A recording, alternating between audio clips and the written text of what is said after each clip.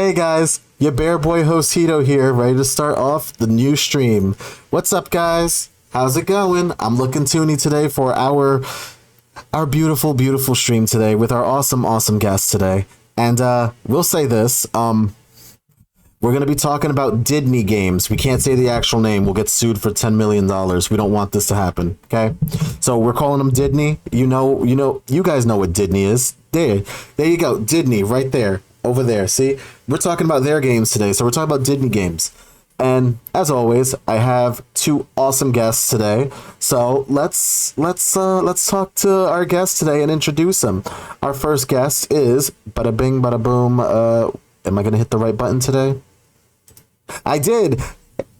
Hello. Yes, I did it. All right. Doing good. So, Jeremy, the Nostalgia Alchemist, please introduce yourself to everyone here.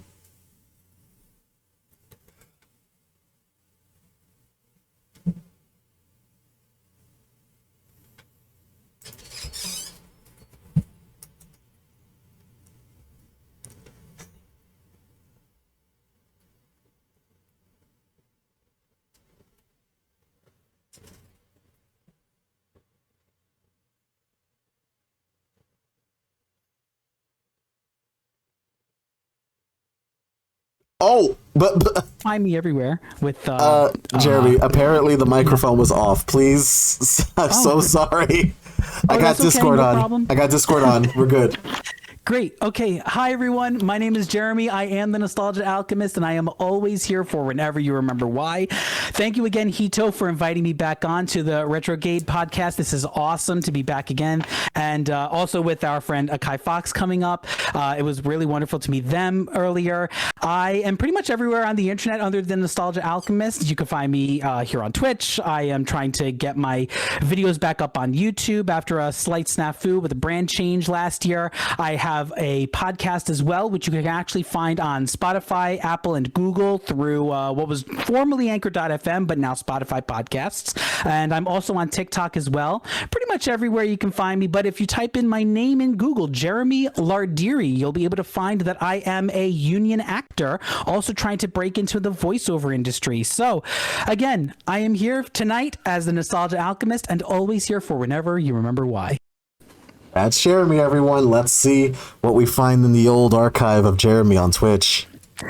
Ooh, let's see. Okay, there we go. In 10 years. Oh, I love this. I love Super Mario Land 2. I actually beat this game last month. Processed things. With Wario Land 4. Mm-hmm. Shout outs to Jim. It's a beautiful game. It's very underrated. Okay, do we go to the Beehive, or do yeah, that I haven't really been able to break down a lot of my clips and stuff just because I've been on a slight hiatus. I was just saying to Akai before that my daughter is now 1 and my son is 6, so now we're getting a little bit more stability, so I'm able to start creating a little bit more again, and I'm very excited to be back. Awesome. Next, let's introduce our foxy lady herself, Akai Fox. Hello, good to meet you all. My name is Akai Fox. I'll just jump into my spiel now. So I'm a content creator here on Twitch. I've also been working to expand my YouTube. We do Every Monday Matters videos to develop ourselves and have some reflection. We do Friday art time lapses because I do Friday art streams where I paint generally or sometimes do some digital art. But otherwise you can catch me mostly on Twitch. I'm on a few other social media platforms, but Twitch primarily. I stream Wednesday, Thursday, Friday nights at midnight Eastern, and then Saturdays I do a daytime stream. My content is all about positivity. I don't like to label myself as wholesome because I do swear and people love to scare me. I think we're close to 4,000 scares on my channel. And we do monthly scare compilations. But other than that, I do love spooky stuff, but I also love feel-good things and talking and making friends. My whole channel philosophy is that I believe we're all just friends who haven't had a chance to know each other yet. So I try to create a space. You can come in, you can make friends, have a good time, and just hang out. So hope to make some new friends out of all of this. And Hito, as my birthday twin, thank you so much for inviting me on my first episode. here on your podcast. Hey, it's been a long time coming. I was like, we got to get a Kai on this at some point. Okay, I was debating season 2, but then I was like, wait a minute, we're almost done with season 2. Crap. Okay, we're gonna have to do season 3, and I'll find something, because I like to find inspiration from all of my friends. As you said, we're all friends here. We are friends that we haven't met, or friends that we have met and have a connection. But I really like that. I really like that. That's cool. I like to find a connection, and I will also like to see, like, whenever I get the chance, get a little inspiration for what kind of podcast topic I can come up with for that month, etc., etc. Like right now, we have 2 more for this month, and then we have July and August still going on, and then the finale on the final week of August, which of course every single guest star will get an invitation to this. It will be on Sunday in August. So that way everyone can just, like, you know, dip their toe in for a little bit, and if they need to head out, they can. It's just basically a giant party, you know? That's what it is. It's a whole party.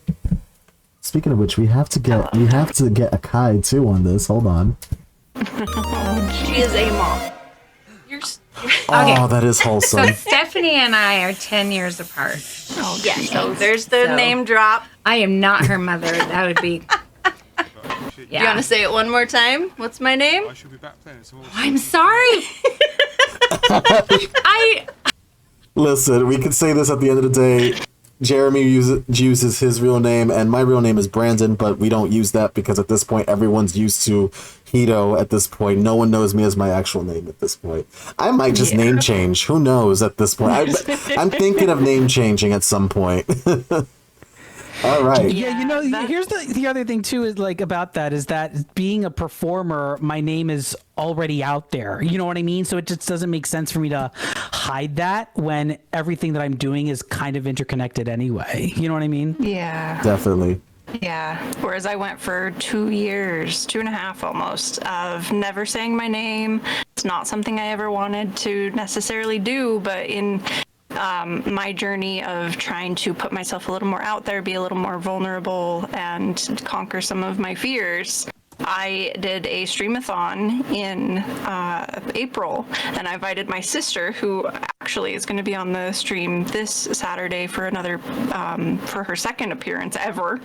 And I knew if I invited her, she would say my real name. So we just made it a name reveal. She'd come over, and of course, before we even officially did it, she called me my name. So yeah, it happens. Good times. Good times. She was excited. Oh, she was so excited. Yeah. All right, guys. So we're here to talk about Didney. Didney games. Didney. We can't say, again, remember, we can't say the actual name. We'll get sued. We don't want that. But yes, we're here to talk about Didney games. And we're going to start with an easy question. Akai, you'll probably be starting this question right now. What was the first Didney game you ever played on a system or computer? So the first game I ever played was Lion King for the Sega Genesis. I just had to triple check that there was nothing in the Game Boy realm. Yes. And it was actually the first game I ever beat was Lion King and throwing Scar over that cliff. That's a took me ages. difficult game. But I was determined to beat this game, and you know, stubborn little Akai was like, no, I need to be the best lion ever. And I probably was maybe 10, 11, somewhere in that age, I think. So that was the first one I vividly remember playing and beating, and still could probably play and beat to this day. 10 or 11 upon release or upon playing? I think upon playing. Let's see, Okay. what year did that come out? It came out in 94. Yep, a year after I was born. Yeah, that's probably closer to 9 then, because 94 I would have been about 8. So you and I are about the same age. Probably. Yeah. I also have revealed my real age, so I guess I'll just throw it out there. I turned 35 just barely. I mean, we But if you technically. ask my friends, I'm 21 plus shipping and handling. That's right. There you go. You are 29 once again. I was about to say, like, we technically 21. revealed our ages on the birthday stream. Yes, we did. Which was after my streamathon when I revealed it. So, yeah, that was mine. Awesome. Also, I just remembered now. I'm like, oh wait, now I'm the baby here. I forgot. I'm Baby Bear today.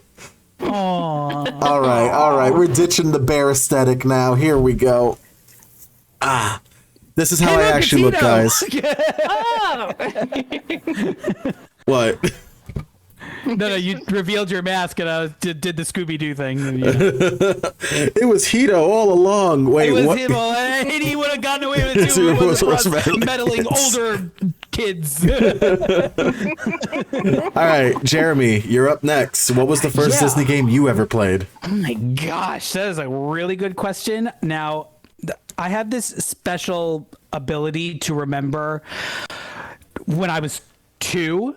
So I have a feeling that my first Disney video game was probably Mickey Mousecapades by Capcom on the NES. That is the earliest I can remember, and I have a feeling that I did that around when I was 4, maybe 5 years old. I believe I either rented it or my cousin had rented it, but I remember playing it when I was very young, and it was not a very good Disney game, but it did have Mickey Mouse, and of course, being a child, of the 80s and 90s when Disney was just about to hit their renaissance, he was everywhere. So, you get Mickey Mouse in all different kinds of forms, but I distinctly remember that being the first. But I would say for the sake of those watching, DuckTales was the one video game that I distinctly remember playing in absolute for the first time. I do remember Mickey Mousecapades being like the early contender just because I have that memory, but I do remember that DuckTales for the NES was that one that was the breakthrough for me for Disney interactive games. Nice. Yeah. So, I guess we're gonna talk about mine now. Yeah. My first one for the Super Nintendo, because I started with the Super Nintendo. Akai had Genesis for Lion King, but I had the Super Nintendo version. But that's not my first game. My first one was the Capcom licensed version of Goof Troop for the SNES, the one that required teamwork. And since I was lonely child, I played by myself. I played with. Well, by myself. By myself. I played by myself. I didn't have a second person to team up with, so I would just play the game solo and try to kick the boss's asses on my own. But I have a funny story about this game. This is the first game I ever played with my partner ever, and we beat it. Cool. We beat it the same time. It was literally like our first date. We just came over to my place. I pulled out my Retro Duo, and then I'm like, hey, I want to test our synchronization. And we both pretty much did well on the game, except I had my partner complaining the whole time going, you keep killing the boss. I want to kill. I'm like, I'm sorry. I'm just very fast. And you make one hell of a distraction. I mean, look at you. I was just, I was trying to be like classy, but like, with some form of like respect towards my partner at the time. Like this was like our first like cooperation thing ever. It felt fun. It was great. And I'm happy to have that memory of me just like playing an old classic SNES game with my partner, and we just beat it like in an hour and a half. It was great. So that game, even though I had it when I was way younger and couldn't beat it because I was child and was like, I'm gonna go back to Super Mario World now. I'm gonna go back to Street Fighter 2. Oh wait, my mom hid the cartridge because I saw a bloody face and I got scared. I could go back to the Jungle Book. No, I don't like the Jungle Book SNES game. It was way more harder than the Lion King game. It was notoriously difficult. But Yeah, those were some of like first things. Oh, and then I also had the Toy Story SNES game too. I had a whole bunch of these. These were like I had a crazy amount of SNES games for Disney. It was Jungle Book, it was Goof Troop, it was Lion King, and I believe I also had another. Oh wait, Aladdin. I was just gonna say, hopefully Aladdin. Yeah, I never got a chance, but mind you, that was a borrow, so I only got to play it for a little bit. But yeah, Aladdin on the Genesis. Funny, right before I came down here to start broadcasting with you all, my wife had told my son, "Oh yeah, Daddy's going to be talking about Disney games tonight," and my son has said, "Oh, is he going to be talking about Aladdin with the sword?" And I was like, oh, that's so cute. "You're my son. You're my son." Yeah, Like, yep. I'm doing something all right. that's so cool. Yep. All So now right. we've Yeah, I talked was gonna about it, say so- Aladdin was the other one I had for Genesis, and it's funny because I say Genesis, it was actually my little brother's Genesis, but I would commandeer it quite often, and yeah, Aladdin and Lion King were two of my favorites to start out with, but Lion King, of course, was the ultimate goal. We'll say this. As the older sibling, do you feel it's okay to commandeer the younger sibling stuff when they're not using it? Absolutely. Absolutely. Because I'm not the oldest. I have 4 older siblings, and constantly they would kick me off of the NES that we had, or the old computer that we had, the whatever Windows So computer. you were the younger middle child. I was the oldest of the actual children, but Okay. the middle of the pack, I guess. My 4 older siblings technically have a different father. So there's like a gap between the youngest of that set and then me and my little brother with my mom's second marriage. So I was like both the oldest and also not the oldest at the same time every time, and I was reminded of that a lot. So Okay. No, I was only trying to figure it out because I'm just trying to figure out possession, Possession, how to like comprehend that, like Yeah. who gets And what? what is really mine? Right. Well, and here's the thing is like, as a younger, sibling, it's one of those things where when they're, almost 10 years, or some of them are older than 10 years than you don't have much say. And when they want to play a game, they will kick you off physically or whatever. And even if you go cry to mom or dad, it's like, well, it doesn't matter. Whereas, so whenever I could take over my little brother's system, I absolutely would, because then it was like, well, it's my turn. So. And this is when the youngest child goes, "That's so unfair." I know. All right, next Disney game, and this is gonna be I think Akai already answered this question, so Jeremy, you're gonna answer first. But what was the toughest Didney game you ever played? Toughest? Toughest. We're talking salty Splatoon tough. Oh man. I mean, well, just for a little bit of context, when renting video games was huge back in the early and mid 90s, even in the late 90s, but we're talking specifically in that little gap of the early to mid 90s, Disney notoriously made their video games difficult so that the consumer would continuously go back to the video rental store to rent it again to try to beat it, which is why we have games so notoriously difficult like The Lion King, and even Toy Story was a difficult game. And I remember Aladdin on the Genesis was kind of difficult, but Capcom kind of gave a little bit more leeway than Virgin did on the difficulty department. But man, I don't know. That's a good question in difficulty. I mean, if I if I said, "Oh yeah, Hunchback of Notre Dame Topsy Turvy games for the PC," no, I'd be kidding myself. Oh my gosh, difficult Disney video game. At the age I was at, DuckTales was pretty difficult, but as I got older, I found Lion King pretty notoriously difficult, but Epic Mickey for the Wii, I played that with my wife when it first came out. Of course, then my girlfriend. But that was pretty tricky. That was a bit challenging.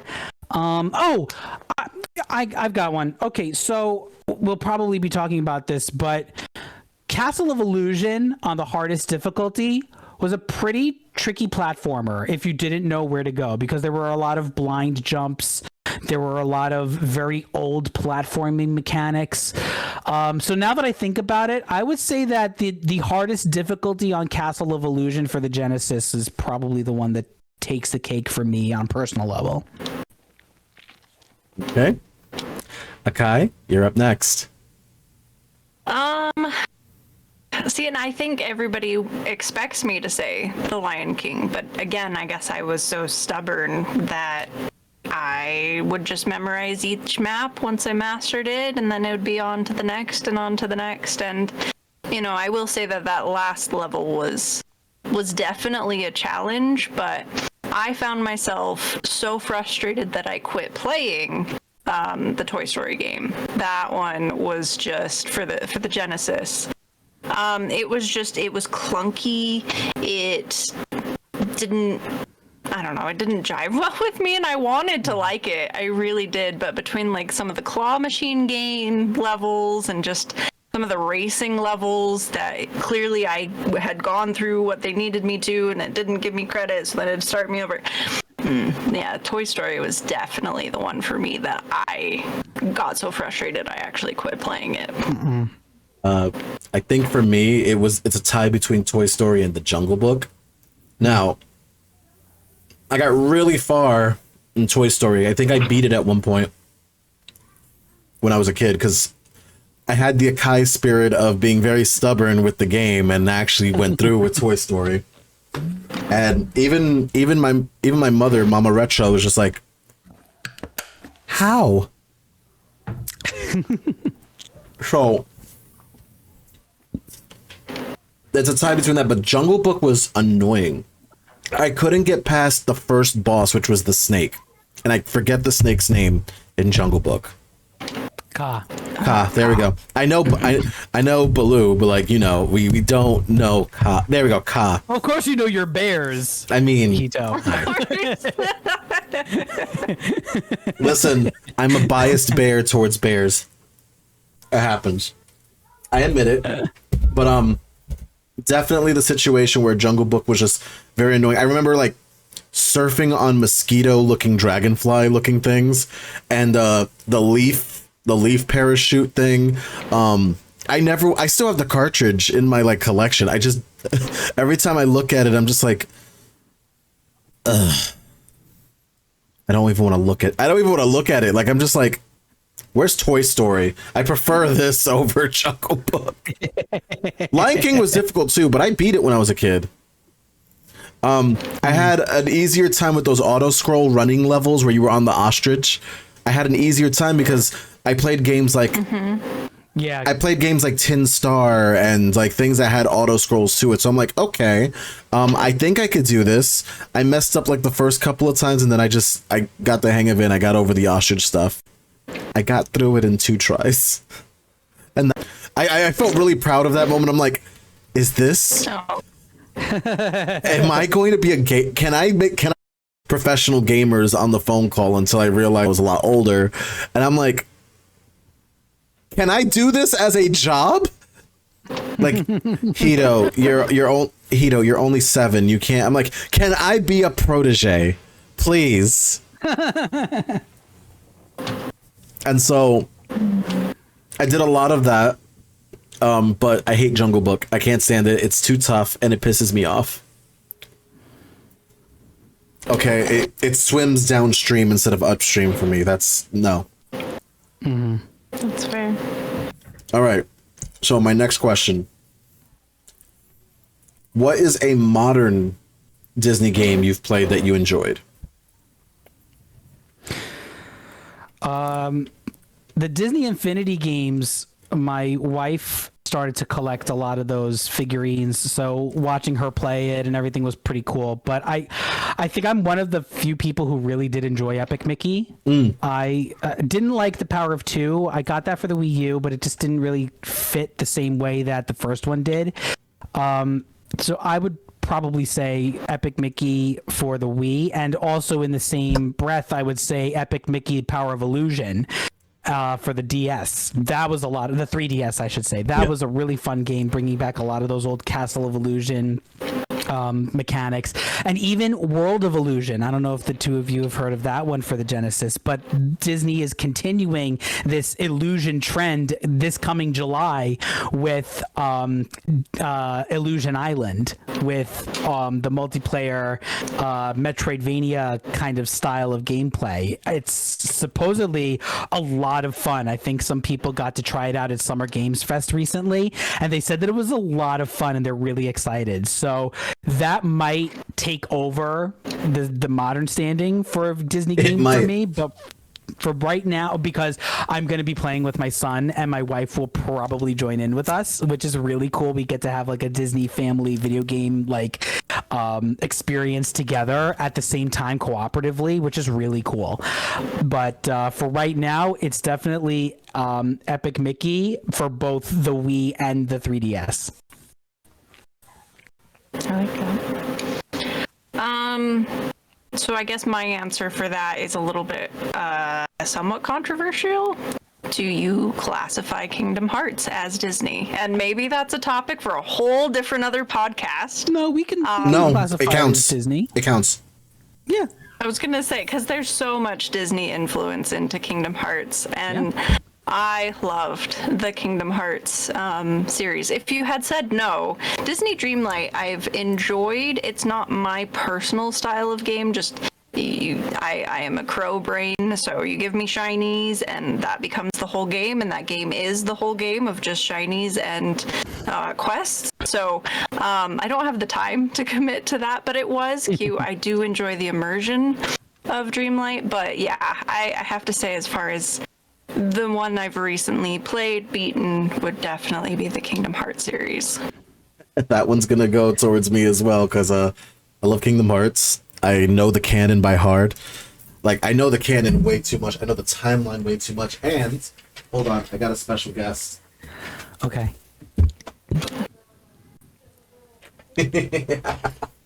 This was a handmade prop that I made for Terra's Keyblade. That's awesome. I have my Mickey Keyblade over there. My Sora Keyblade, I should say. So, like, I used this for my Terra cosplay, and yeah, Terra's one of my favorite characters in the Kingdom Hearts canon. But on altogether, I definitely enjoy like Kingdom Hearts a lot. It reintroduced me to Disney in a lot of different ways. I ended up started watching, because I kind of had a phase in my teenage years where I kind of quit Disney, and then Kingdom Hearts happened. I'm like, if I watch Disney, the kids are gonna make fun of me. You know what? It's fine. I'll watch it in private and nobody will care. And then little I know, everyone in high school loved Disney still. And I was like, okay, I guess we're doing this. So I ended up getting all of my stuff back. I know my favorite movie was the Lilo and Stitch series. I love Lilo and Stitch to this point. But when it was in Birth by Sleep, I was like, I get to have Stitch as a full story? And it was absolute. When Birth by Sleep came out, I literally was like, this is adorable. Stitch is being adorable now. Stop it. Stop. He's like, friend. I'm like, oh, my heart. I played Kingdom Hearts. So a little more context. I never had a PlayStation system growing up, so I didn't really get to play Kingdom Hearts pretty much at all. I mean, there were DS games that came out, but when what was it, 300 and something plus 2 days or whatever it is, and then the other one was recoded. So I was able to get my hands on used copies of those for the DS, and I started to kind of play them, but I wasn't really like, I didn't really know what was happening. So just recently, Epic Games put Kingdom Hearts on PC, and I was like, oh, that's it. Here we go. So I literally just played the first Kingdom Hearts game for the first time about a year ago or in change. And wow, so much fun. What a great action RPG. Like, what a great time, too. You get to go to all the different realms, and the story is a little convoluted. I tried to make sense of it myself, and I guess I'm just gonna leave it at that. I'm sure we have some experts here in the room, but Hi, what's up? yeah, Kingdom Hearts, lots of fun. All right, so I'm a certified Kingdom Hearts person here. I'll tell you the timeline in order. You will have to play Birth by Sleep first because that is in the past. But you would also recommend starting with the back cover as that goes into the past of the Keyblades. Then Birth by Sleep, then 0.2, then 1, then I'm not going to actually go over the whole timeline, but Yeah, I'm kind of twitching here. I'm like, oh, what? I was just Or you can dedicate. Whenever someone says Birth by Sleep, I always tell them I already took a nap. So, I was going to say, the other option that you have, and this is a beautiful one, if you've played several of the games, maybe you want to get caught up before 3, before you dive into 3, there's a great YouTube series that plays it all in chronological from the mobile game all the way up until it starts to get into 3. And for me, who had played 1, 2, and a couple of the other DS games, that was a great way to go, okay, I have to stop playing 3 because I have no idea what's happening. And now that gives me the opportunity to get caught up. And now I can play, and I beat 3 knowing the whole story leading up to it, which was so much better. cool. Is it like, does it go through the story like in video form, like comprehensively? Is that what it does? Yes. Cool. Yes. Okay, I'll have to. That's You know beautiful. what? If you know that link, I'll have to find, it's in my history of my YouTube somewhere, so I'll find you the name of that YouTube person and send that over to you, because that's a beautiful way to get caught up through the whole thing. I would love to make sense of it. Thank you. I will say though, like, play 1 and maybe 2 at the very least. Those are those big main staples, and then we can fill in the gaps to get you prepared for 3. I love it. Thank you. You're welcome. there are many ways to do this.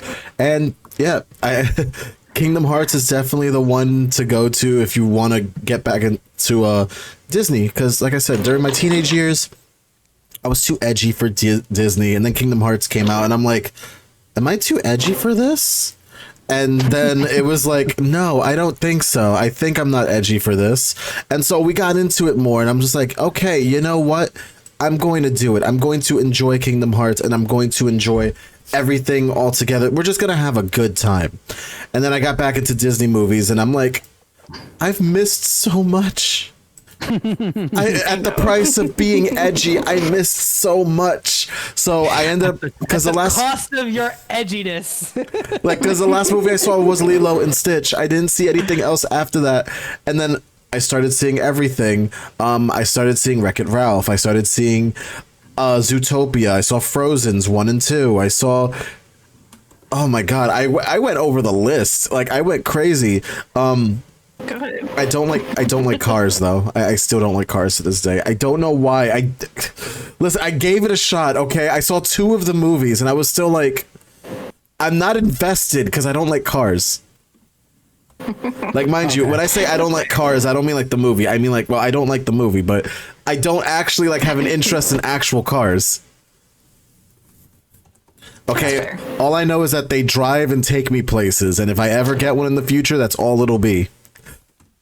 See, and I'm going to just, I guess, raise a controversial point or something that you can think about at least. I can't speak for the other ones, but for the original Cars, it was fascinating to kind of learn a little bit more about how, like, freeways and highways did such a number to the original routes that people would drive and those small town things. And so for that, I found at least the original Cars very fascinating, and something that I then did my own research after to find out, okay, well, what is Route 66? And, you know, what are some of these, you know, historic routes that at this point are now just driven for scenery, and how many towns have been completely abandoned because of freeways and interstates and things like that. So that would be my only Yeah, I think that's a good takeaway. The Cars DVD actually had a really great segment where Lasseter took the team to on a road trip after going on a family road trip of his own after Toy Story 2 completed, and he based the whole movie around that road trip. But what he basically was saying is that the trip, the road is the trip, the road is the vacation, and it kind of services all of those lost hidden gems of towns and places that were just completely abandoned because you wanted to, what did Sally say? Something to the effect of they just wanted to save 10 minutes of driving. So they paved through mountains and they paved through hills and roads and landscapes because the road moved with the land, and you kind of got the whole idea of it being this scenic adventure. Yep. And my son loved Cars when he was like 3, so we watched it a lot. And the more I watched it, the more I actually got to thinking, okay, maybe linking it back to our topic tonight, maybe I can try to see what the Cars video games were like. The ones that came out in the mid-aughts were okay, but this most recent one that was actually made, believe it or not, by WB Games with the Didney and Pixar moniker was Cars 3 Driven to Win, and that's actually a pretty fun racing game. I mean, it doesn't have as much substance as, let's say, a Mario Kart, but for my son and I to just like drive around, like it's a pretty fun experience if you're into the characters and that sort of thing. Definitely. All right, so time to add on to this. Are y'all ready for this? Or are we doing more Kingdom Hearts add-ons? No. Oh, okay. I promise. I saw another thing in your lap, and I'm like, ooh, more goodies. Oh no! I have snacks. I have snacks on stream. Like, mind you, I used to do some of these things. I used to like do live streams with like friends coming over to my place and doing this. That was before the pandemic. But now I just keep the snacks to myself, and I'm like, does anyone want Chips Ahoy? But 1,000 chips delicious. Yep, there we go. But my next question is, now we're gonna go up an era from the NES and NES. What was the first PlayStation Disney game you played? And we're talking like the PS1 era of it, because that's when it really started getting good with the platforming. I didn't own PlayStation, so I'm...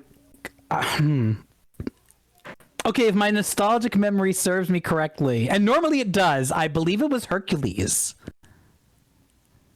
So, right, where you had to run and you had to like avoid things, and there was also platforming, and then there were these segments where you had to run like towards like the Cyclops or something. Am I correct? That sounds right. That's okay. Correct. Yeah, so I think that was my first Disney experience with Didney. Sorry. Didney. That's $1 billion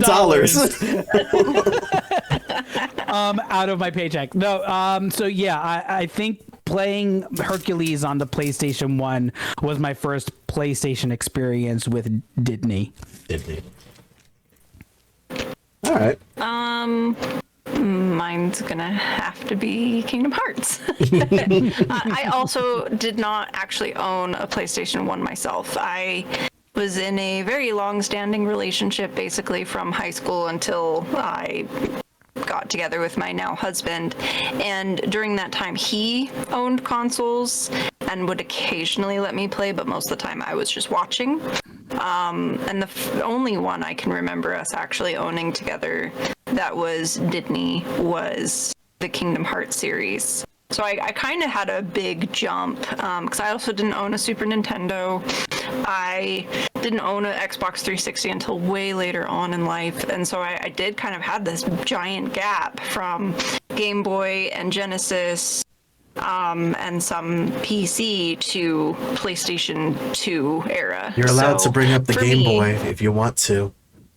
The only ones, and I was kind of looking to try to remind myself, none of these really jump out at me. I do think I had a Winnie the Pooh video game at one point. I don't remember which one. There's several in this list. Oh yeah, there's definitely a lot of Winnie the Poohs. Yeah, and I think there were a lot of them for PC. Yes. I think they were more like interactive storybook kinds of games. Yep. Oh. Yeah. Which is such an interesting thing because when I'm looking at this Wikipedia page, there are so many games that I'm like, I've never even heard of this, but it makes sense that there's a lot of spin-off or, small games. Didney took over. Yeah. Oh, well, of course. But, how many parents out there would be like, oh, okay, there's a ton of mobile phone games that I was like, I've never heard of this one. And it makes sense because Didney was doing their best to connect with children, and it means that it could be a not so popular or not so fantastically created game, but they're still going to buy it for their children because, hey, they like the characters, they like the movie, here's something to just occupy them. But anyway, so for me, it was not until I basically got into essentially Kingdom Hearts, because there wasn't a ton. My parents were like, unless you really love this, I'm not buying it for you, and I would typically choose other games over Didney games. So yeah, that's fair. All right, I'm gonna bring out the smorgasbord of the PS1, the PS1 era of Didney games, and legitimately, so there are I would say two big ones that were for the PlayStation 1 that were played. A Bug's Life, which was a really good platforming game for the PS1. For those of you who don't know what A Bug's Life is, it's the movie that came out about bugs, where Pixar was like, can we give bugs emotions? It's basically Seven Samurai for families. There you go. Yes. There you go. Yeah. That. But not to be confused with Ants, which also came out like that same time. And Correct. It was so confusing. I was like, did you mean Ants or did you mean Bug's Life? No, we mean A Bug's Life. Okay, Ants had not. Well, okay, I can't say that. But here's the thing. I'm very biased towards it. I loved A Bug's Life over Ants because the characters were actually very good. Like, I loved it. Like, legitimately, all I remember is Heinrich our caterpillar going, I'm a pretty little butterfly. And I'm just like, oh, yes, this is great. Oh, my God. I got to understand the movie watching it growing up because I was like, why did I like this movie so much? I didn't understand a damn word that was going on. And then I watched the movie and I'm like, yeah, this makes sense. This is the movie. We got it, right? Cool. We understand now. But all in all together, it was fun. It was a great movie. And then, mind you, the game itself was the fact that they would show little clips of the movie, and then after you beat the stage, but they did not match from where you were in the stage to with the movie. So it didn't make sense, and I was like, that's not how it went. I did this as a kid. I was like, that's not how this went. That's not how this goes. What are we doing here? No, that happened afterwards. Didney, you gotta get it right. Like, this is me yelling at my screen, and then my mother, because she could hear me in the next room, Mama Rach was like, Hito, shut up! I'm trying to sleep. It's 1 a.m. I'm like, listen. Because here's the thing, my Mama Retro would want me to go to bed early. However, there were times that I wake up in the middle of the night. I'm like, so that was one of the games. The second game for the PlayStation 1 that was a big hit was the Toy Story 2 game. That one was a complete upgrade from what we got for the SNES and Genesis. Oh my God, I can't tell you how good the soundtrack was, how good the gameplay was. But again, Didney did the same thing twice, where you'll play a stage, but it didn't match with the clip of CGI that would happen afterwards. And it was just like, oh, okay, I guess that, okay. Like, for example, in the very first level of the Toy Story 2 game, Woody's getting kidnapped. You gotta save him, but wait, hold on. We gotta do 5 tasks to get Pizza Planet tokens. I'm like, wait, but isn't Woody getting stolen like this second right now? Shouldn't we just... No. The Pizza Planet tokens first, please. I'm just like, what? So... like, you would, like, so mind you, I would think that this was a clip before Woody got sent out the window and did the whole thing. Well, just remember, this was also a time where FMVs were like almost all the rage because that's what was available to show actual videos in a video game. So they're gonna try and overuse that as to whatever extent they may, especially Didney, when they have the capability to do so. They're just, yep, okay, we will just create this platforming level and we'll just insert this to kind of keep continuity going. I'm like, I know, but if you're gonna do it with continuity, do it right. Yeah, but remember this: an audience's ability to follow story as we do now was not where it was then. You know what I mean? This is true. It was kind of implied and understood, right? Target audience, children. Children. Yeah. And Children. It's like, oh, they won't know. It's fine. They'll just see Woody. Ooh. Yeah. You know. Weren't we those children? You know, jingle keys, flashy colors, all of that jazz. As long as it gets on characters that you can recognize. Hey, listen, okay. Even at 15, I like jangly keys. Okay, so let's just ooh. Fascinating. Hold on. Wait a minute. Shiny. Damn it! I can't do it.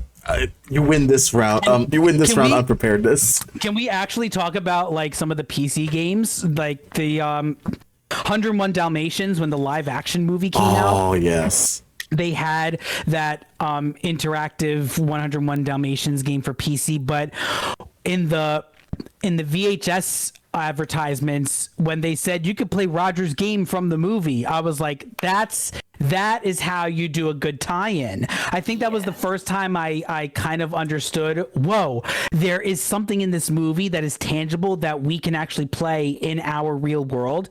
That was brilliant marketing. That was a really good thing to think about ahead of time to do. So if you want to talk about that, I also love the fact that the DVDs that we would see with Didney movies on it, they came with their own games in it.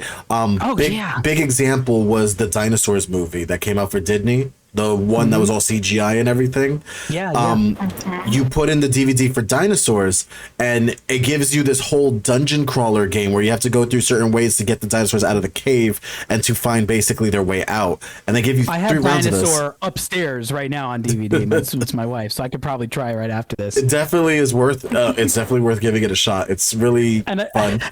I also love how Disney tried. I had mentioned it a little bit earlier before, but how Disney tried to make a video game based off the Hunchback of Notre Dame, and they're like, oh, what do we do? And they made the Topsy-Turvy games because they weren't quite sure how to fit this drama into an interactive medium. So that was the best thing they could come up with. Just take that one scene from the movie and make it into an entire PC game. But it was fun. I mean, Kingdom Hearts did a good job of that. Yeah, well, I mean, it definitely drew from other kinds of games like, Tetris and, Minesweeper and what have you. But still, to be able to have that for kids is pretty cool.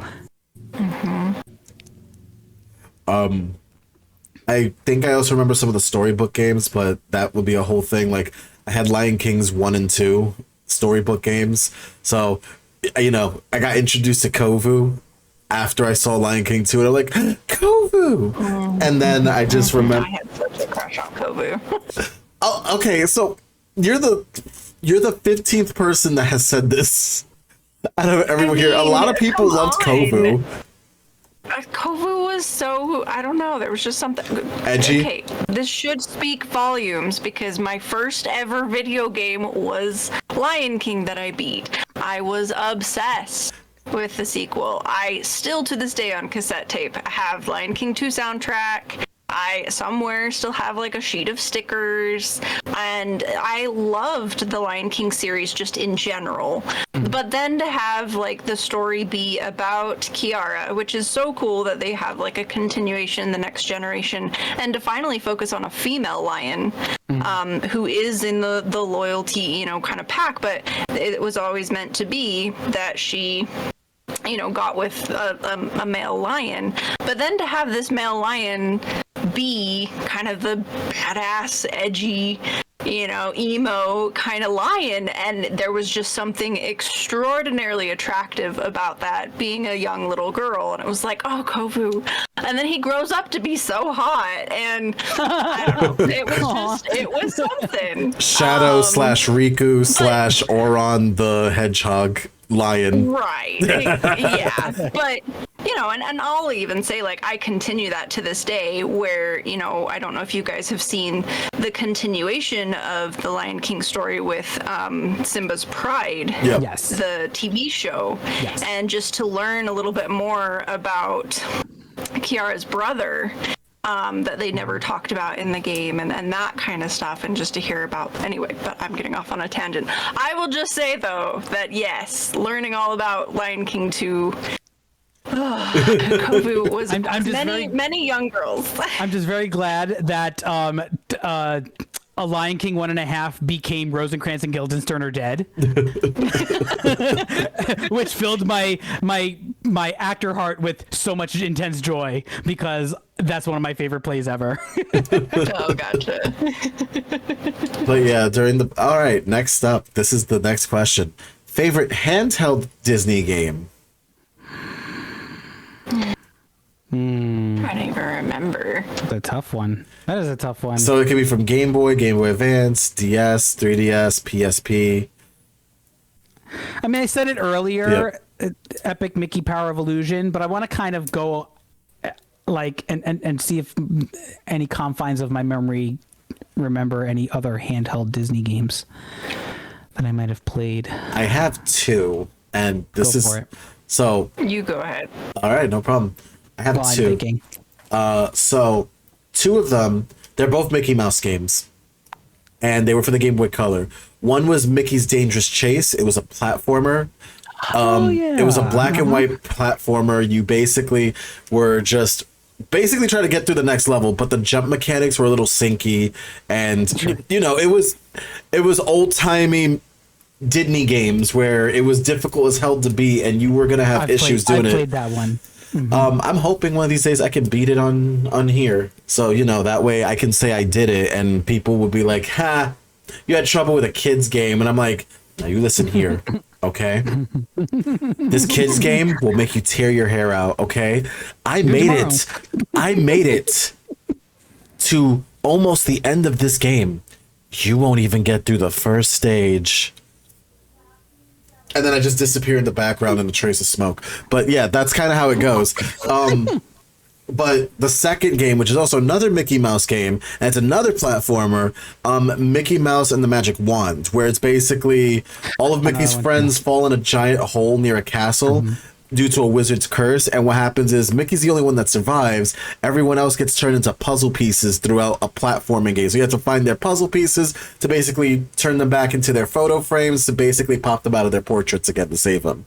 And the wand has weird powers. Every now and then you get upgrades and fight bosses. It's actually a really steep Disney game. Damn it! No, not another 10 billion. That is $2 billion out of your bank account, Hito. No. We're just gonna keep increasing by billions. No. But no, that was one of the games that, honestly, the music was very eerie for this game, so I kind of got a little nervous playing it a little bit, because you hear how serious it is, and mind you, music was a big thing in a game that could actually deter me away from it or make me scared of the game. So example, when I played this game, when we were seeing the curse, I saw that ugly wizard face. I was like, nope, I don't want to touch. My 7-year-old mind was like, I'm putting this down. Can we get an exorcist for this cartridge, please? That's all I'm asking. Please, I'm begging you. It scares the ever-loving bejeebus out of me. Power of RNG compels you. Power of RNG compels you. I would get terrified over the stupidest things in games. I remember one time Mama Retro was playing Puzzle Bobble, and a random girl blew up because she won the match, and she just turned into a pink pile of smoke. I'm like, you killed a little girl. And she's like, she was asking for it. She pissed me off. She kept beating me. I'm just like, okay, I'm scared. I don't want to touch this game anymore. There was even a time that I was scared of the Lavender Town ghost in Pokemon. because it looked so scary. I was like, I didn't help with the music. So again, music carrying that. I'm like, oh god. So yeah, when it came to this game for Mickey Mouse and the Magic Wands, it literally was the music terrifying me. Like the intro itself just sounds so like it was really messing with my brain. And then when you go to the platforming, it's just like, oh, we're happy, we're cheering, we're great. And I'm like, I'm on to you. I'm on to you. So those are the two Mickey Mouse games I played for the Game Boy Color. The first one was great. Dangerous Chase was fun. But then Magic Wands was just, it got me a little bit more interesting because I like collecting things in a game. So, you know, I'm kind of a hoarder in games. We talk about this. I have a bear den for a reason. I hoard all of the items from video games that happen. I had to steal this from one giant bear, okay, because I wanted it. And that's it. That's how it goes. And their bird friend. Their bird friend would not shut up. It was just talking nonstop, and then I had to duct tape its beak shut. It just would not stop talking. Anyway, but those are my two handheld games for Didney. Yeah, I've been looking through, and again, I haven't played probably nearly as many as I should, but again, target audience is A lot of those handheld games are a little bit more on, and I wouldn't say the easier side, but they are a little bit more on the juvenile side, just in terms of presentation. Oh, yeah, because they do understand their target audience. But I mean, excuse me, if we're going back to, you know, to the console eras, you know, in the 90s and 2000s, I definitely have my favorites, but I wouldn't say that they're particularly on anything that is mobile or that is handheld. All right, I guess bring them up then, because they're still part of the same era, the Game Boy era. Okay. Well, we could break this into tiers. We have the Disney Afternoon, all of those video games that came out for all of those shows. I mean, I spoke about DuckTales earlier, and of course there was DuckTales 2. Chip and Dale Rescue Rangers was your co-op dream on the NES because you could both play at the same time as both Chip and Dale, and that was almost unheard of for a game other than Double Dragon 2 or even Contra. You know, your Bubble Bobble, even, you know, your simultaneous co-op in the 80s and 90s was extremely limited, so having that in a Disney game was definitely a big win for Capcom and Didney, and that's $3 billion because I said it earlier. No, you said Didney. No, I said it earlier. Oh no, I caught myself. You caught, but okay, that's all right. Well, we're all gonna, you know. We've only claimed two. We've only claimed two. Tailspin, another game where you have an on-rail kind of shooter, and then I love Tailspin. My personal favorite of the Disney Afternoon ones is Darkwing Duck. Yes. Very Mega Man style. You know, you have your choice of weapons as you go through the level. You have your choice of who you want to go to first. Very, very Mega Man. And of course, Capcom creating the Darkwing Duck engine. They knew exactly what they were doing. They knew what the platforming was. They knew what the timing was. They knew what the jump mechanics were. They had all of that down. So they didn't really have to stray far. And it made for a really fun, challenging game. Definitely did. But we'll get into, I don't know if you're going to do it later, but we'll get into my favorite Disney game in a little bit if we're going to touch on that. Yep. But I wanted to kind of hit up Disney Afternoon a little bit. And you said Goof Troop earlier. Yeah, Goof Troop was one of the best. Listen, again, game has very sentimental memories now, okay? I can't look at that game. There's a Gargoyles game for the Genesis, too. Oh, yeah, that's right. There was. Yeah. Yeah, we also count Marvel games now, since now they've been bought out by Disney. No, I'm joking. No, because then we'd have to include all the Fox, and yeah, that's just no. And then we also have to include Star Wars, because, you know, that's also another thing that happened. I can't even get it. I'm twitching now, so. Just remember when Disney... Disney! $4 million. Disney! Yeah. No! Disney! Oh god, there's gonna be a take of these happening over and over again. I can see it now. Just a compilation of all the times Just a we did zoom in not of say my face Didney. every time I increase the amount. Yes, and then, yes, you're right, guy. Just a compilation of like all compilation. Yep, the and then times just we. ding, ding, seeing the little counter go up. Yep. Exactly. But Well, before we completely move away from the handhelds, I found one I think I played. Pretty sure I played. And it looks to be this Mickey Speedway USA. It looks very much that it was just a very linear kind of Mario Kart-esque game. But looking at the screenshots, looking at the time frame, I want to say I didn't own it, but I think I either rented it or borrowed it a couple times. And that was a pretty fun game. I definitely played it on Game Boy Color. So the graphics weren't amazing, but... wait. Okay. So do you remember when you came into my birthday stream and you were wondering what Didney game I was playing on my stream? That was Mickey Speedway USA, but for the N64. The two games are a companion to each other. So you need one of these, by the way, to actually make the companionship happen. But this is a transfer pack. You would put in that Game Boy Color game in here, put it into the controller, and you can unlock one of the duck cousins into the game. So I already got Dewey and Huey. This one would have allowed you to get Louie. Oh, okay. And add him to the game. So they had a companionship with it. So you basically got the Mario Super Circuit of Disney Speedway USA, which was the handheld Game Boy version. Okay. It's definitely a fun game, and I'm happy you brought that one up. I forgot that one was for the Game Boy Color. I forgot that it came out for both the Game Boy Color and the N64. So it's definitely a fun ride. I would 100% that game. It's great. Yeah. The transfer back. Yeah. They did. But they did though. Like, mind you, they took advantage of that. That was like, wait a minute. Yeah, no, we want to make this compatible.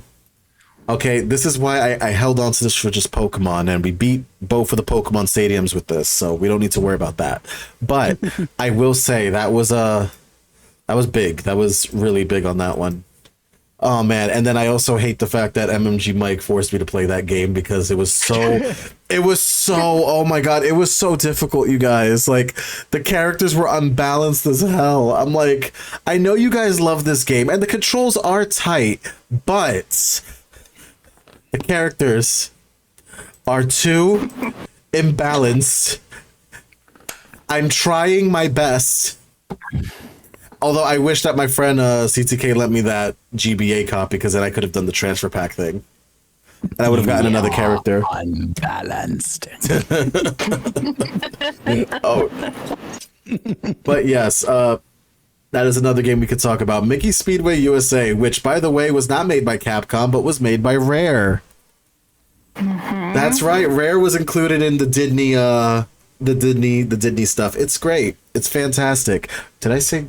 No, I said Didney. Okay, we're good. We're good. Sure did. It's okay. No money lost here. Okay, so, but it's very important to understand, like, Rare also had their take on Didney games, which was that. And I believe also Toy Story 2 came out for the N64 as well. It just wasn't that polished as the CD version of it, because CDs were a little bit more polished than the cartridges themselves back then.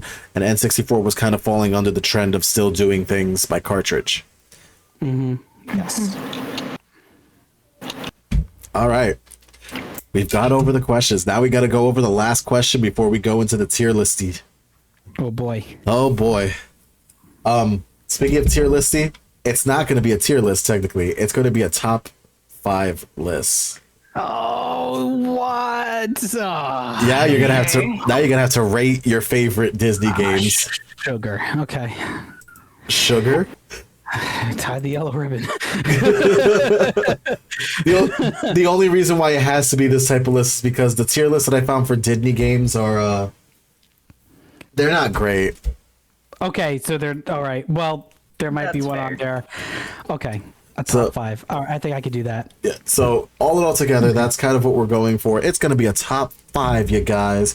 We rarely have top 5s. We only get top 5s when we have really bad list for games, which is really sad, honestly. Like, why would you... I gotta make that list at some point. Just, I'll make it, because someone has to, right? Right? Okay. Mm-hmm. But, all together, I'm looking forward to this. We're just gonna be doing most of these things. However, I have to clean up this list a little bit. So, for my final question, what was your favorite game through the whole experience of the Didney universe? What was your favorite game to play through? Mine is a solid tie, but I don't know if Akai, you want to go first. I think we know the answer, but Yeah, I'm kind of guessing the answer. oh, okay. So if you know anything about me, favorites are my least favorite thing. Same. I hate defining what is a favorite to me. Even like a top 5 is still like, oh, I am now having to eliminate so many things that I've never played that could be in my favorite list. Right. Or what if I forget something at this moment, and then am I being defined by what I define? And I hate being asked for my favorite stuff. But I guess in that vein, yeah, we should come at it just from a personal standpoint, not what we Yep. think Yeah. is the best. I think it's just more than that. I mean, honestly, if I'm going for story and for gameplay and for something more inclusive, I mean, I'm going to say the Kingdom Hearts series, personally. If I had to pick a favorite out of all of the Kingdom Hearts, for me, it would have been 3, just because it finally tied so many pieces of the story together. I'm excited to see if they're going to continue the story from here, which it sounds like they will. And then if I had to pick something outside of Kingdom Hearts, yes, it would be Lion King, hands down, just because that was, again, my first ever game I beat. It has tons of nostalgia, and I enjoy the Lion King franchise probably more than I should. Those would be, I guess, my favorites, if you will, so I'll turn it to you. As you and I gotta stop. That song's getting stuck in my head again. I can't get Sanctuary stuck in my head again. Okay, so my tie has a tie. What? I don't know how that makes sense. Okay, so there are 2 games that I will list, and then 2 games that top the 2, but both of them tie. So my tying runner-up games are Quackshot for the Genesis, starring Donald Duck, and Maui Mallard in Cold Shadow, which was a Disney character, Disney duck, $5 billion. $5 billion. A Didney duck character made specifically for video games, Maui Mallard in Cold Shadow, and those 2 games were a lot of fun. I think that Quackshot is a gem that a lot of gamers, like true gamers our age, will know and remember very fondly. But Maui Mallard in Cold Shadow was a tricky game, but it was fun because you've got this unique IP from Disney, and it's specifically just for video gaming. That was a really bold move on their part. I wish they had done more with it, or at least tried again instead of just ending it with that one game. But that was a lot of fun. I really enjoyed Maui Mallard in Cold Shadow. But now for the tie, for the personal favorites. On a nostalgic level, it has to be, of the first of the 2, on a nostalgic level, it has to be Mickey Mania, The Timeless Adventures of Mickey Mouse. Growing up, I played the Super Nintendo version, but I have since found the Sega CD version, which I believe is the superior of the 3 that came out for Genesis, SNES, and then Sega CD. Mickey Mania did not play very precisely. There were a lot of flaws and kinks, but to be able to interactively go through some of Mickey's like more famous of the animated shorts that he was in over the years was a lot of fun. You got to interact with the former Mickeys as you went through each of the stages and the courses, like the Mad Doctor, Moose Hunt, the Loathsome Ghosts, Mickey and the Beanstalk, Prince and the Pauper, and even Steamboat Willie. It was just a fun time.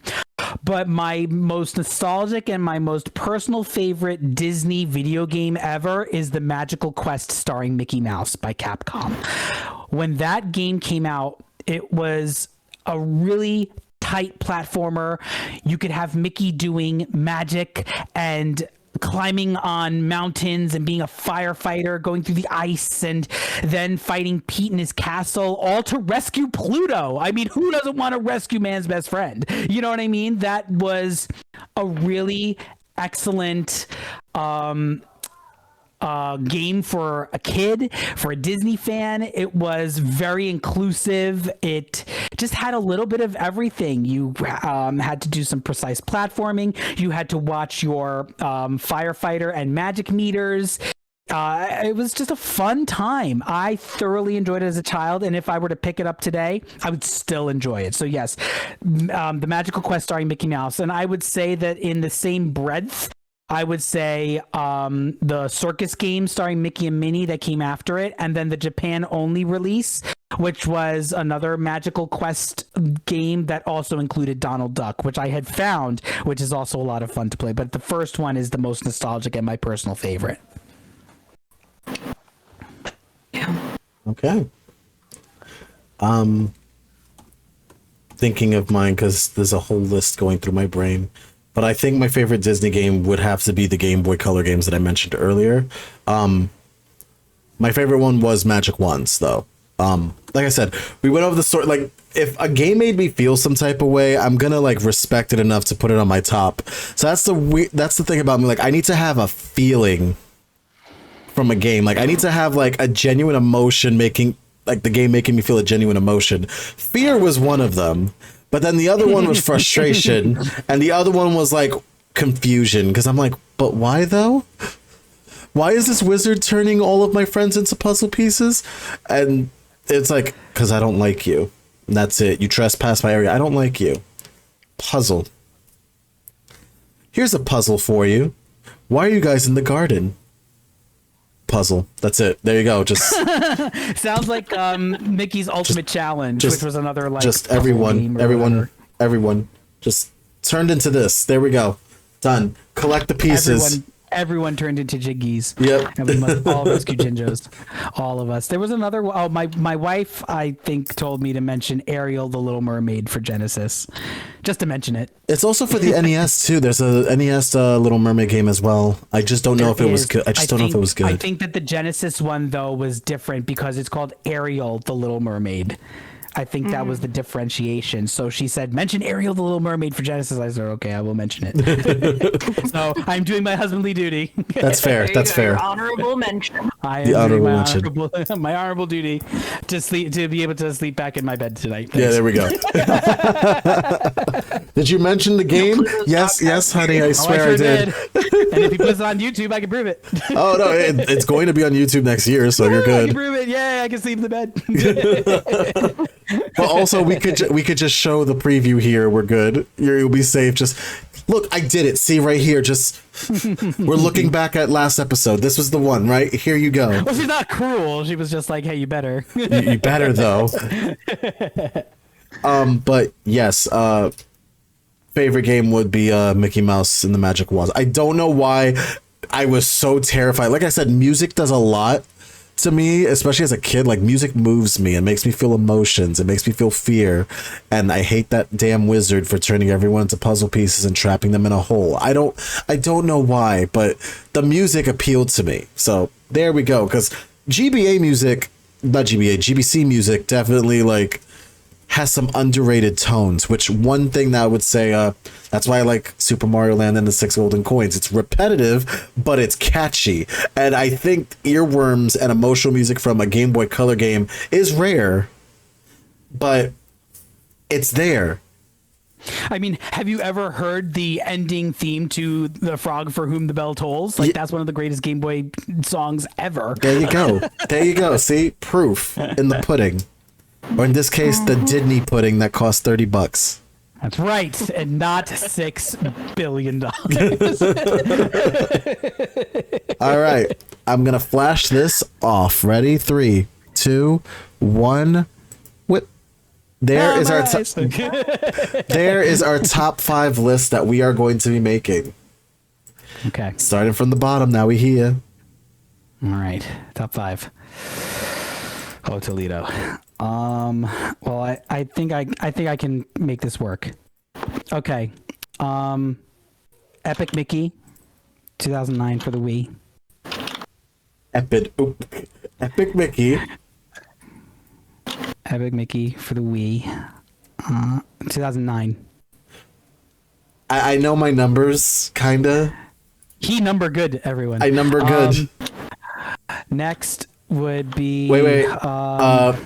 So I usually do the 5s and 4s and 3s and 2s from everybody. Yep. Yeah, go for it. I'm so sorry. This gives you a chance to like thought process. So Akai, you're next. I'm still thinking. Again, finding favorites is my least favorite That's thing fair. to do. That's fair. Right. I guess I could put my And my fifth brain here. works from top down, so I'm still thinking if you want to go. All right, I'll put down. Let's see. Ironically, I complained about it, but I enjoyed it. Mickey Speedway USA for the N64. And I want word wrapping, please. Thank you. Text wrap? Yes, please. I described it before. The characters are imbalanced, but I understand why my friends have such nostalgia for this game. I'm still mad at it, though. I'm still very upset with it, though. Okay, and if Mike were here right now to this day, I would say it to his face and be like, "I'm still mad, Mike." You ever see that Macho Man meme where he's like, "You may not like it, but accept it, yeah." But yeah, that's where my brain goes. Okay, you're good. My, I guess, 5th place, because now I've ranked them. I would say Aladdin. The Genesis one? Yes. I don't know how to spell Aladdin. Oh wait, DDIN. about to say, I'm like, did I forget how to spell Aladdin? Should we specify Aladdin Genesis? 'Cause Yes. The SNES is... Because it's on, I was going to say it's Yeah. on like 3 systems. Yeah. And then it's been re-released as of, 2021? It's the Master Classic, whatever. Yeah, so. Yeah, Genesis. I was given that as a gift, so I can actually play all 3 of them. Oh, I should do that one day, just to make the Didney go crazy. There you go. That'd be fun. Number 4. As much as Quackshot was fun, I have to edge out Darkwing Duck for the NES. Darkwing Duck. We talked about it earlier because it was one of your favorite games. It sure was. Sure was, cuz Darkwing Duck. One word, Darkwing. Oh no, I'm just fixing it up right now. Oh, okay. Just in case anyone on the internet comes at you and just says, "Hey, We're gonna you was not the real gamers. What you doing this with the?" or you get the grammar sharks. I have your back, Hito. Just we have the one grammar shark. Just actually Darkwing Duck is one word, and like if you don't know that, then you're not a fan. Just watching your back, Hito. Yeah. There are people who have never touched grass out there. Oh no! Oh no! Not again! Not again, porque? I could do the next one. My 4th, Toy Story 2. Okay. Not 1, because we talked about this. 1 was just annoying. One was a hot mess. But 2. One was a hot mess, especially with that RC car. Oh no! Can we also talk about the fact that they mixed like so many genres in that one game? I think that's that also qualified what made the mess. It's like, oh, we're driving now. Oh wait, no, it's a claw machine game now. Oh wait, we gotta do this now. Oh wait, we have no way to actually defeat the enemies. We're just whipping them with our cord, and that's it. There's a snake in my boot. Anyway, let me stop complaining. For my 4th, I'm going to say Kingdom Hearts 2. Simply because out of at least the main 3 Kingdom Hearts, I have others that rank higher. 2 to me was kind of, as far as 1, 2, and 3, was the weakest of all 3. Okay. Simply because while it did somewhat continue the story from 1, there was so many questions and gaps that it didn't. You were left confused, so I'll put that as 4. But that was the point, because it was going to continue the series. I mean, I know this, but then when we did at the time, we didn't know this. You were like, "What? Why do I have all these questions? I don't like having questions. I like to play a game to know the story and be done." Why are there tutorials in front of every game? This is true. This is very true. All right. Here we go. Number 3s. Man, 3. Maui Mallard in Cold Shadow for the Super Nintendo SNES. Maui.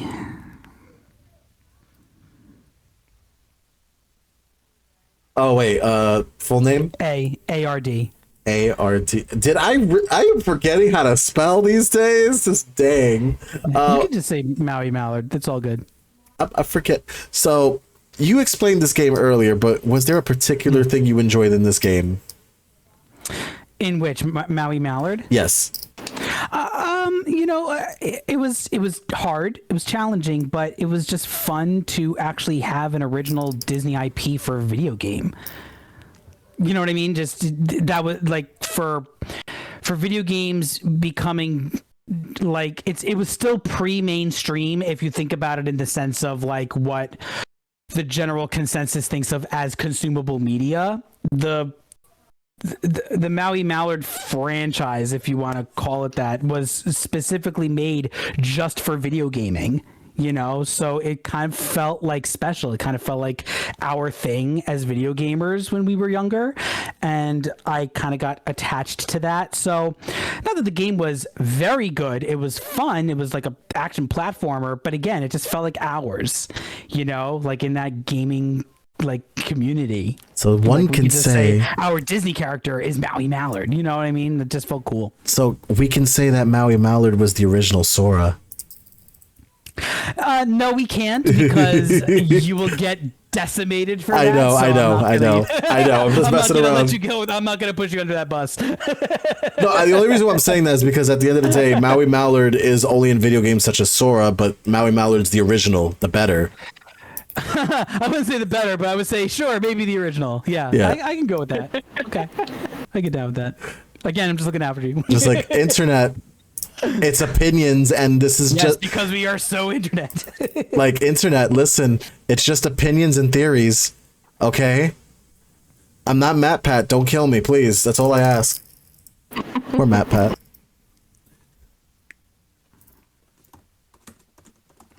Okay, who is... Do you want me to go, or do you want to? Rock, paper, scissors? I mean, you can just go. My third game was A Bug's Life. Again, for the PS1. This game was so fun to play, honestly. I actually played it on stream at one point during the PlayStation Showcase, and we beat it. The game was fun. This one complaint was just Disney's very famous for this. They did something called the Eggman syndrome, where they kept repeating certain lines, the same thing over and over again, like Eggman from Sonic Adventure, like, get a load of this, get a load of this, get a load of this one was more like, oh yeah,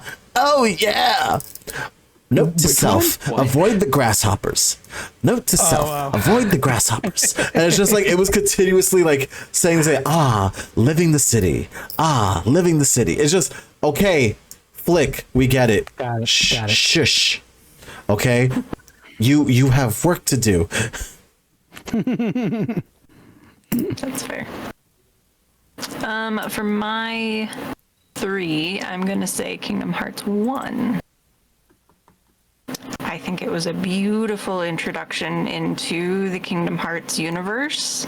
It was complete in its sense of it told a story up until the end, but there were still so many things that, thanks to the rest of the series, we now know more about the before, during, and after that you didn't realize when you first played through that there was going to be more, which I thought was a very fascinating take on a game lore to have so much depth to it. So I really liked. Again, if you're going to pick a top 3, which again I don't like doing these, I think Kingdom Hearts is the 3 out of top 3. Mm-hmm. It's definitely fine. And all I have to say is this: at the end of the day, like, these are just our opinions, guys. Don't get mad. We're allowed to have opinions, just like you. They'll get mad, just like we can say not to, because that's our opinion. Because at the end of the, oh god, ow, my own words thrown against me. But then again, My poor Juno, no. Okay, number 2. I've already said it before. It's Mickey Mania for I would say. Put Super Nintendo, put the SNES. But now as an adult, Sega CD, but just put SNES because that's the one that nostalgically fits well with my euphoric recall, I should say. I could just do this. Oh no. We'll just put NES, SNES. There we go. It's fine. No. Yay! It's fine. Everything is fine. We Nothing fixed is it. ruined. Everything's okay. We are Send a fine. post-it note on the blue screen of death. All right. My number 2. I love doing these because it makes you think.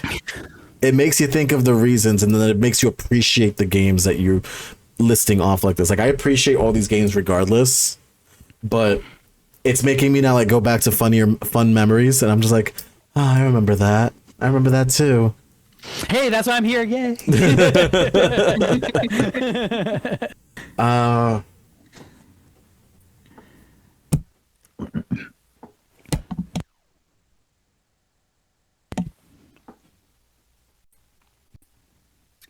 Do it. No, I had it in my brain for like a second.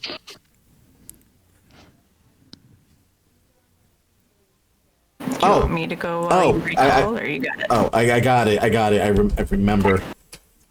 It was the Goof Troop game. Ah, yes. Goof Troop. Super Nintendo, yay. Like, it may be the second best game on my list because I had a higher one for... Well, actually, no. No. This is a different one. Mickey's Magic Wand is number 2. Ah, yes. Because, whatchamacallit? Oh, Jesus. Bless you. Oh, let me make sure that this is rapping. Because if it's not rapping, there we go. If it's not rapping, it's not rhyming. Exactly. Exactly. But Mickey's Magic Wand, you've heard me talk about the soundtrack already and the premise of the game and all the things that happen there, but yeah, this happens.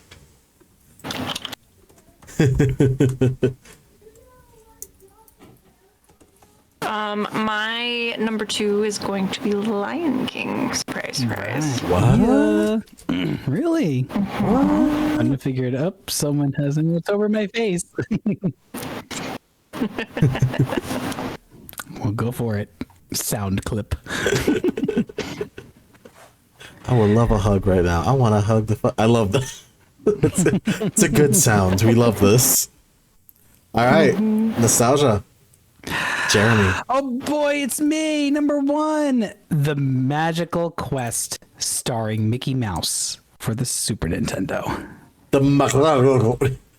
It's like I tried to spell the Madrigal. The Magdara, the Aghanim.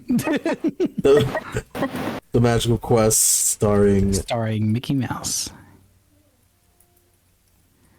With a SNES. The SNES. The snee. The The snee. snee. We are the knights who say snee. Snee. Oh, that one just like, that one was like, hey, you want to stretch the, no, okay. But we already know what it is. We sure do. You could also, No! That's not what we wanted to do. you could also make the text smaller.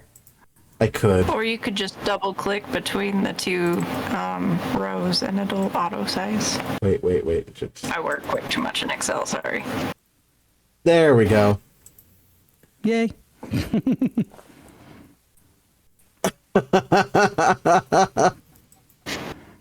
OCD's drive me nuts. All right. Do you want me to go? Sure. Okay. Kingdom Hearts 3 is definitely my top. I know it's one of the more recent. I think part of the reason this is one of my top over Lion King is the anticipation factor as well. How much we waited a decade between Kingdom Hearts 2 and Kingdom Hearts 3. A long time Was to it wait. closer to 20 years? Well, anyway, whatever.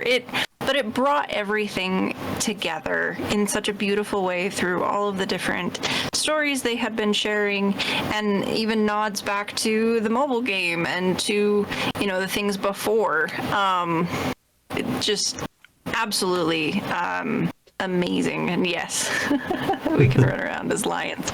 But yeah, Kingdom Hearts 3 was just a beautiful masterpiece, and also just going to throw it out there, that nod to like Pirates of the Caribbean, to bring such a realistic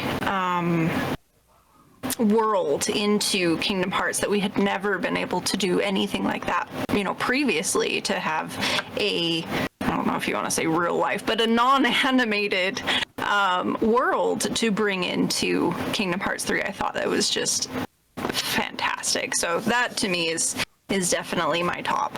Oh, they definitely did a good job putting it in 2 as well. But they really crisped it up in 3. Huh? Which was the non-animated one in 2? Pirates of the Caribbean. It was also in 2 as well. Was it in 2? Okay. Yeah. Wow.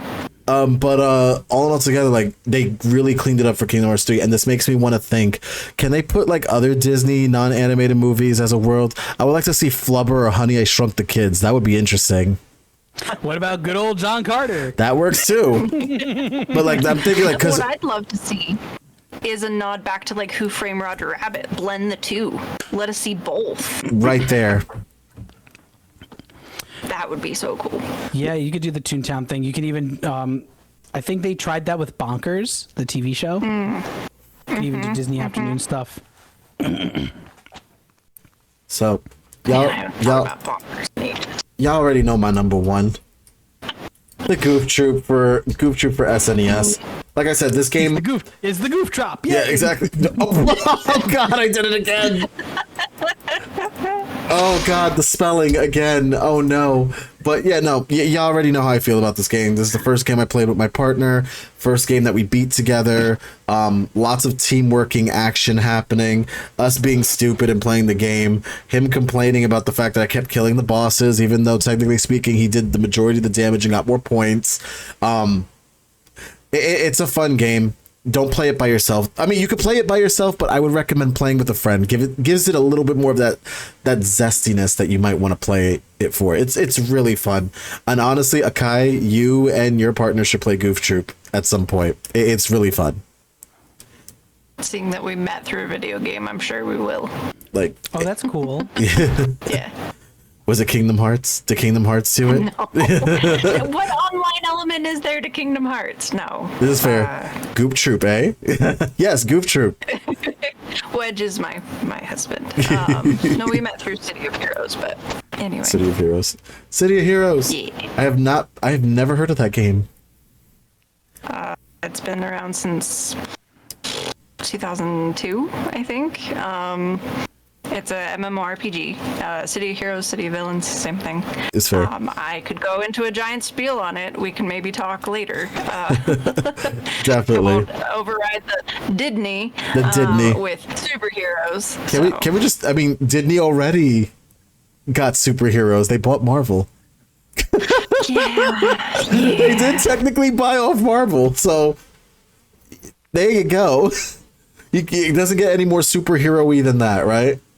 Not really. You could potentially make just about everything that you see in the Marvel world in City of Heroes. To be real, the only like one that really doesn't work is Spider-Man, because Spider-Man just has such a unique power set when it comes to, you know, he doesn't travel in the same way. He web slings. There's no other that I'm aware of hero that really doesn't just fly, super speed, super jump, or teleport in some way, shape, or form. Definitely. So outside of That sounds like every Game Genie code that one would use. Yeah. But yeah, so final thoughts on the Didney Game Interactive Studios. I have just a couple. Go for it. I'm upset that they closed that division down in 2016 after they canceled or stopped doing Disney Infinity, because they really did have a great thing going with that, especially as an interactive, like, toys can be played in game kind of excuse me, capitalist marketing and buying and purchasing thing, if you will. But that was a fun time. It was great to see that there was a lot of potential in that. Do we have like Disney Magical World 1 and 2 for the 3DS? Yes. Do we have Disney Dreamlight Valley? Yes. Do we have Illusion Island coming out? Yes. So I do think that for what was, and now this new generation of gaming coming in and seeing where gaming lies in mainstream, and specifically what Disney's demographic is going to be interactively playing on the whole, they're definitely starting to nail it a little bit tighter now, whereas a lot of the licensed stuff that was coming out in the mid-aughts and into, you know, and just past Disney Infinity, which was kind of just brushed under the rug, I think it's starting to have a nice rebound now. But when we had those games back when they were difficult and you know, I don't even want to say heyday, because that's incorrect of me to say to a younger generation now playing. They had a lot of notoriety for not just the difficulty, but also for the quality of games that they used to put out. I think that quality dipped at some point, and it was hard for them to regain that momentum until they put out Disney Infinity. Kingdom Hearts, $7 billion. $7 billion out of my bank account. Disney, I think, put a lot of their eggs into Kingdom Hearts with Squaresoft and then Square Enix. So a lot of the other stuff suffered as a result. But now that we're having these great IPs coming back in a collective and community light, I think is going to propel the idea of Disney Interactive forward, and it's going to make it a lot more communal, and it's going to keep it I think it's going to keep us wondering, pun completely intended, what Disney is going to do next with their interactive $8 billion. $8 billion. No, Those are some of my final thoughts.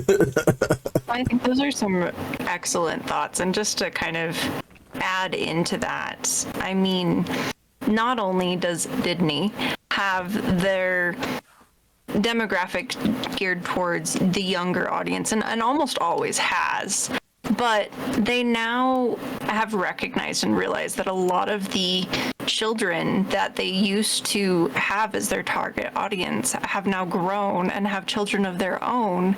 And you see it hinted in their movies, and then you've started to see it hinted a little bit more in their games, where games now can be enjoyed by older audiences just as much as younger audiences, and almost encouraged to, hey, if we have a younger player, let's get mom or dad to help you with maybe some of these a little bit more difficult parts and bring them into the game, or have an adult who just enjoys all of the Disney stuff be able to create that nostalgia and immerse themselves. And I think Disney Dreamlight and things of that nature and the magical parks series that they were doing, I think that is more where I see a lot of the biggest amount of investment going into of trying to continue, rather than, oh, we made a movie, let's make a game.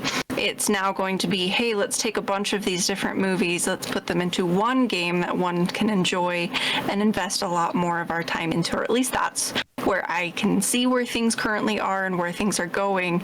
Is we all love the nostalgia, we love the memorabilia, we love, the things we remember as a kid.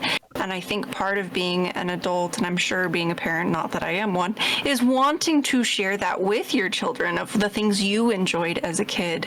And just to see how much more they're doing to bring that together, make it more of either a family game or something that both adults and children can enjoy in the same game, which I don't think they did as well before. I think it was very much geared towards, there's so many storybooks and things of that nature that are geared towards younger children. Yeah, we are using some technology to make an interactive story, but it's still telling basically the story, whereas now it's a lot more of a non-linear and a more open, I don't know if I want to say ended space, but a more of your, go along your own adventure and pick your own story kind of thing.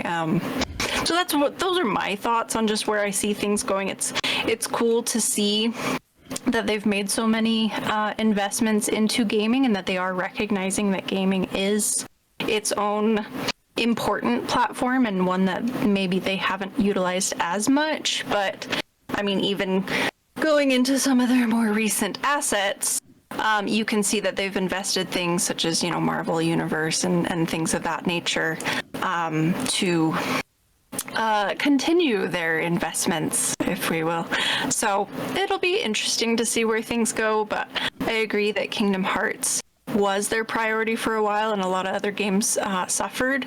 But I hope their benefit to see how much more that they brought audiences who maybe were just more of the JRPG or the Final Fantasy people who, enjoyed those genres, to now bring Disney back into their lives, things like that. So those are my thoughts. Oh, I actually, yeah, definitely. Didney games aren't what they used to be anymore. They were very challenging for obvious reasons. Blockbuster. Next episode. Stay tuned. But no, all in all together, it's the idea of all these games that we grew up with. They were much more difficult. They had a very big learning curve. And I think that also at some point can make a kid just break a controller at some point. But there was something about the Didney games that made us want to still keep playing, even though we couldn't get through it. And it's that drive of going, I want to play this game, but you keep losing at the second level. I want to play this game. And, then we end up having situations where Akai beats Lion King eventually, or where I eventually beat Toy Story. Or you hand off your controller to an older sibling and be, you beat this. You do it, okay? Do this part for me. Where is my more coordinated sibling? But when you think about it like that, when you have those instances happen, it did in fact did what Didney always did, which was bring the family together, make it family time. And I think that was some of the things that we need to have importantly again with Didney, where we're going into the new world of internet, VR, etc. From back then. We have internet now, we have VR, we have other ways of now connecting with family. Didney can do this. Didney can pull this off now with new items like this, where they can finally see their friends and family through the dream worlds of whatever else they make. Like, they can continue making things like the heck. Toontown was its own thing for a long while. And I remember Toontown. And I got to just play with random strangers. But my part of me was like, I wish I had friends to play this with. And then now that growing up, I have friends that are playing Toontown now, the revisited series, because they removed all the Disney IP. $9 billion. Dang it. $9 billion. Oh, jeez. Okay. But they removed all the Didney content and they just made it its own game now. So that way it can continue the Toontown series. Mm-hmm. But all altogether, it's just, I like the idea of families working together to beat a game, or basically families interacting with the games. I mean, it's called Didney Interactive Studios. If it was not interactive, then it's kind of false advertisement, don't you think? Just saying. Well, then it's just one of their movies or TV shows. But all altogether, I think the fact that when Didney made their games, it definitely did bring the wholesome family together, and it definitely made dad think of point A to point B, wife think of B to C, grandkids and children thinking C to D, and for some reason grandpappy is like, what is this, but still thinking D to E. And so at the end of it, I think that's what Didney games were a big part of, just bringing the family together for a game night. You know, it's kind of like the big important thing that Didney's always been. It's always been about family and bringing those families together. Have you seen Didney World? Didney World brings families there all the time for a price, but all the time. Just, it's right there. So I am excited for the day when, and if, well, I should say if one of my children decide that they want to have children, and then they at some point are like, hey, guess what? Your grandfather plays video games, and then all three of us play. That's gonna be like top 10 day for me personally. That'll be the day. It would be nice, but it's up to them. All in all, Didney good at keeping the generational family together, especially when making content for video games. I would just want to say, Didney Interactive Studios, please make games like you used to back then, where it kind of involved the whole family to get involved. Because honestly, that's a family game night just ready to happen. And you would be sticking true to your brand, which is a very happier world, and also a place where family can be together.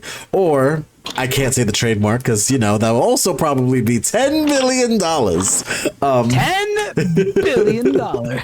But all together, it keeps the family together.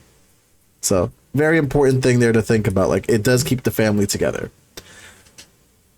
And yeah, those were our final thoughts on the Didney Interactive games, guys. Thank you for joining me for this podcast. We kept it as chill and casual as always here.